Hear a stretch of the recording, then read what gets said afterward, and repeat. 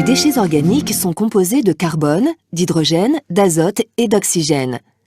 La plupart, issus de la mort des êtres vivants animaux ou végétaux, sont généralement détruits et digérés par les bactéries.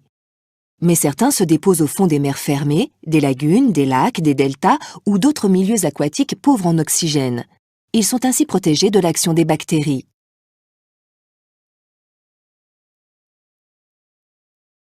Là, les matières organiques se mélangent à des sédiments, sable, argile, sel, et s'accumulent par couches successives pendant des millions d'années. Les couches les plus anciennes se trouvent ainsi enfouies sous les plus récentes.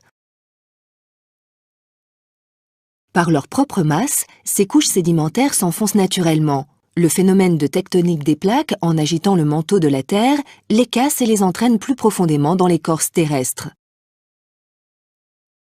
Plus les couches sédimentaires s'enfoncent, plus la température et la pression augmentent. Des réactions chimiques éliminent alors les atomes d'azote et les restes d'oxygène.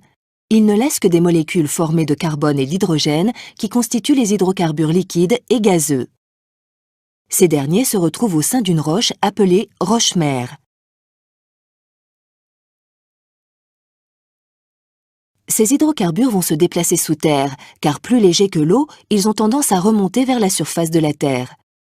Si rien ne les arrête, ils s'échappent et suintent à la surface ou bien se solidifient en bitume en perdant leurs constituants volatiles.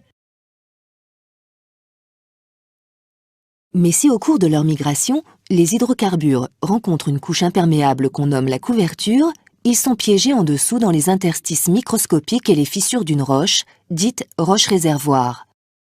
Dans cette roche-réservoir, la partie gazeuse des hydrocarbures remonte lentement au-dessus du pétrole, en repoussant vers le bas la nappe d'eau.